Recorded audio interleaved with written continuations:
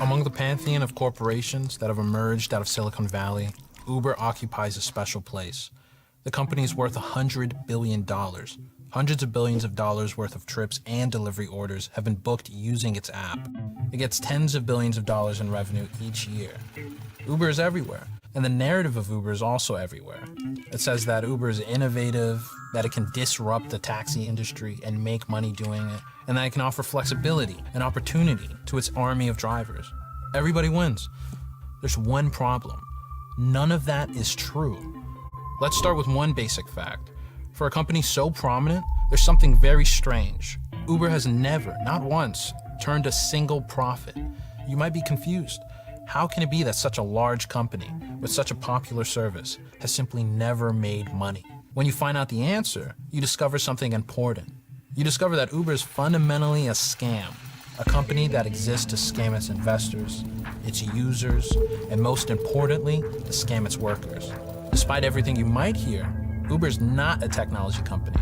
While the company may brag about its sophisticated algorithm, in reality, Uber is just another taxi company. There's nothing fundamentally more efficient about Uber than there was with your local taxi service. The business is the same. There's no real way to innovate someone driving someone or something from point A to point B. Using an app to match riders with drivers is so simple that local taxi companies do the same thing. In fact, Uber is less efficient than taxi companies. Most normal taxi companies don't spend huge amounts on marketing or lobbying or corporate headquarters. They don't pay their CEO $45 million a year. Uber has higher costs than traditional taxi operators in every category except fuel. So why is Uber everywhere while taxi companies go out of business? It all goes back to Uber's master plan. First, with massive amounts of money from venture capitalists, Uber subsidized significantly cheaper rides than what taxi companies could offer to attract customers away from them.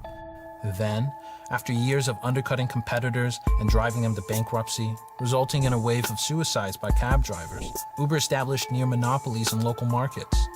Now, Uber is often the default way to get around if you don't have a car. And once Uber has eradicated its competition, it can make itself profitable at expense of users and drivers, raising its fares to what taxis offered or higher, while pushing down drivers' wages. The plan is not efficiency, it's monopoly. And that's not just me theorizing. A 73-page article in the Transportation Law Journal took a deep look at Uber's business and concluded one thing. Uber has no ability, now or in the foreseeable future, to earn sustainable profits in a competitive marketplace. Uber's investors cannot earn returns on the money they invest without achieving levels of market dominance that would allow them to exploit anti-competitive market power. So that is Uber's grand plan. It is not increasing the productivity or efficiency of the industry that it's in. It's subsidizing its rides with venture capital cash until it can build a monopoly and do whatever it wants. So users who buy Uber's narrative may be getting scammed, but no one is getting it worse than Uber's workers. Now, most of Uber's workers drive part-time, but they actually do relatively little driving, and 90% of them quit each year. These are people at the very margins of our society. And how does Uber treat them? Uber treats them like a pool of cheap labor, easy to exploit and then discard.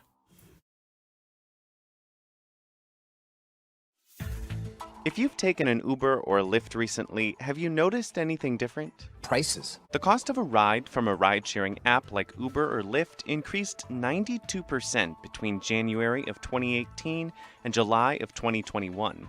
Many riders also noticed hurt their core business in terms of that adjusted EBITDA profitability and their latest results. They lost far more money than Wall Street was expecting. the full rate is calculated from the distance of the ride and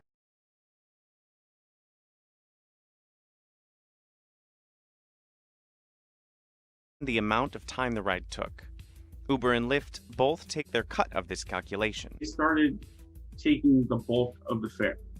And so that's how Lyft has now achieved profitability off the backs of the drivers.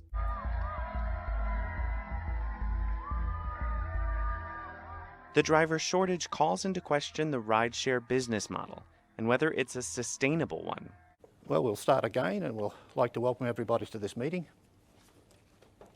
Oh, okay. Right, be more aggressive. Does anybody kind of understand what's happened with the, how did Uber get to Australia?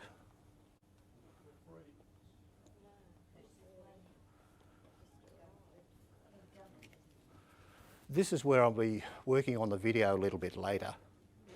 A company called Goldman Sachs invested $5 million in Uber prior to it coming to Australia.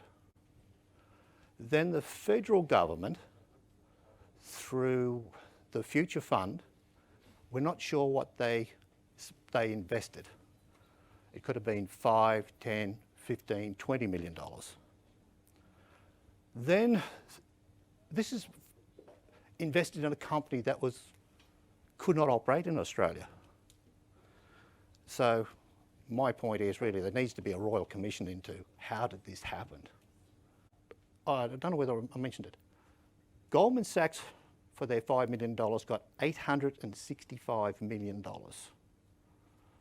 I'll have to put this onto the, when I do a video later to clarify all the figures. The investors got $1.6 billion from Goldman Sachs as well. The Future Fund was knee deep in this. Now, the Future Fund itself answers directly to the federal government. So it's nice to have mates in high places to put this through. But the reality is they have just not respected our property rights. The best deal I've seen done by a government is in New South Wales. They've got the Lands Titles Office and they sold it for $2.6 billion on a 35-year lease. So that Lands Titles Office comes back after 35 years. The governments, all governments, under one umbrella for all the taxis in Australia could have done the same thing. Think about it, 21,000 taxis. And they're covered into the future, so if the cab drivers disappear and the share rides disappear, anybody that's using a car for booked high. So if self-drive happened in 50 years' time, they're covered. It's just a pure business deal. There's nothing else about it at all. Uber was doing it, which is Google, because they loved everybody. It was just pure greed. And as citizens of Australia, our rights have not been recognised at all. I mean, fancy, the example I get, and I have said one to one of the politicians, I said, you buy your house for $500,000. You owe $400,000 on your house. The government says, we'll give you $20,000 for it. You have to leave because this house is now going to be sold by Uber because Uber and Google are broke and Goldman Sachs has no money and the Future Fund has no money except for the $160 or $200 billion they've got. And the poor old house owner says, what about the $400,000 debt? No, you can take that with you. And that's purely what they did to us. But we're not communicating this to the general public. They go to... I actually said the same thing to my local federal member about the fact would he accept $20,000 for his house and move out, and he basically said, oh, geez, that's not fair. Oh, damn. Peter's actually had a visit from the police. I mean, they're very upset about him complaining about losing $2 million. I mean, how dare he complain about being robbed of $2 million and now he has to go on the age pension? I mean, Peter, you've got the bloody gall, Peter. I mean, you got 20,000 or what did you get? 60,000 for $2 million. Yeah, I can't understand what you're whinging about. You know, they've done this to everybody. The woke people seem to have no idea what's going on, but the truth of the matter is it happened to every cab owner in Australia, 21,000 taxis in Australia that are basically worth nothing WA has had some of the craziest deals, if you know the right person over there, even before deregulation. Get this one, Darwin. I love this one. Darwin did the buyback, and this is what Peter and Brenda and myself put in on the first petition. The first petition is do a buyback like Darwin. I have is because we 400 cabbies minimum have their licenses sitting in the drawer. We've got shafted, and yellows and black and white, they're businessmen, for God's sake. If we got, I don't know if everybody's au fait with share farming. This is where the word share comes from us. With share farming, is the guy's got, say, a $5 million property, and say he's got 3,000 or 4,000 really good acres of land. He might have 5,000. He gets a young bloke in because he's in 70 or 75, and he said, Jesus Christ, climbing up and down on a tractor and cutting the damn wheat or the barley or whatever, I'm stuffed. So the young bloke comes along and says, well, I don't have the $5 million for the property, but Jesus, I can work hard. And the owner says, okay. They'll work out various deals, but the owner will probably, might even lease him his farm equipment. Or he'll tell, generally what happens is the young bloke has to supply the labour, he has to supply the seed, and there'll be a percentage basis because the farmer knows that you have crop failures. Well, you can't have him paying a fixed fee if there's a crop failure, but the farmer doesn't want to miss out if that happens to be the year that they got 3 times the normal crop. So they're playing it both ways, and he doesn't want the young fella to go broke. That's called share. The farmer still owns the land, and he's what's his name? So share ride cab is really sharing our Brisbane licence. It's no different to a mining licence. No other licences are different. If they want to share it, great. We'll have a 10% pool of everything they take off their bass, and it can be paid to the rightful owners of the actual franchise, which we are. But that's not happening. I know that's not going to happen, and they're going to fight that to the death. Well, I'm just saying this is the legal argument.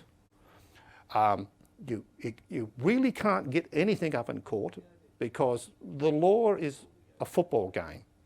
And how the law works is they'll always do a foul if they can get away with it.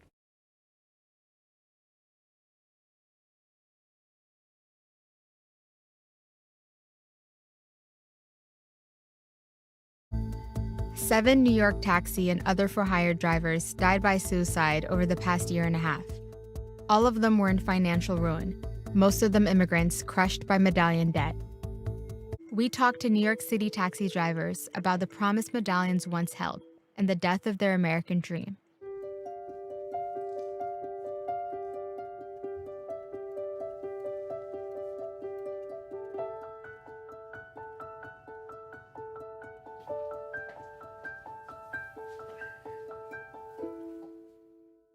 And she has got the deal for New South Wales. It's a fantastic deal.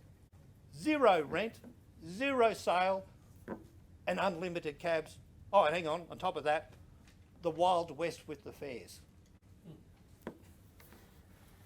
These guys, hang on, they abrogate what's called, it's a game that they play. It's called abrogate responsibility.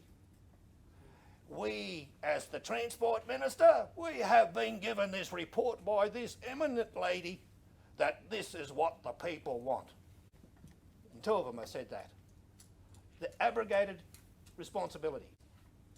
And obviously, people she's consulted in the industry have said they don't want any money and they want this deal. Now, which cabbie you think told her that that deal would be fantastic? And up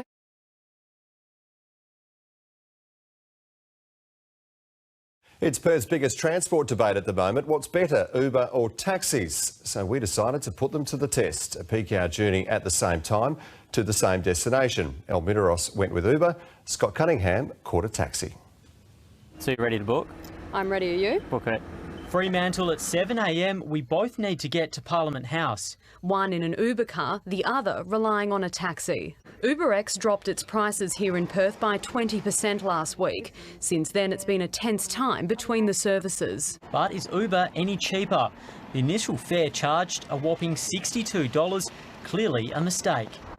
Can't help me, said to call Uber. It's resolved with a simple call to Uber's head office. The final fare, $31. There was a difference of $11.10 between the fares. Uber coming out cheaper but 9 minutes late, not to mention the price mix-up.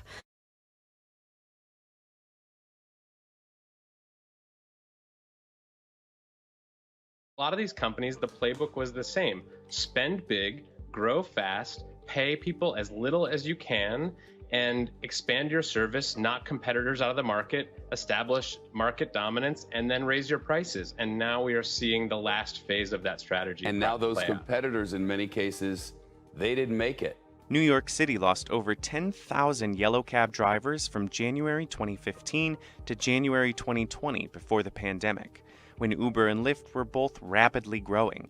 Back then, rideshare companies were subsidizing the price of rides with promotions, discounts, and even just lowering the cost of rides to bring in new customers. It was a heavily promotional environment, and part of that was to try to drive market share. It was to try to drive people. So the capital raised by these companies, in part, went to making rides more affordable and making sure drivers were happy with their compensation. But now that Lyft and Uber are public companies, they have to worry more about making a profit. You can't compete as a regular business with a startup that is basically paying dollars for dimes.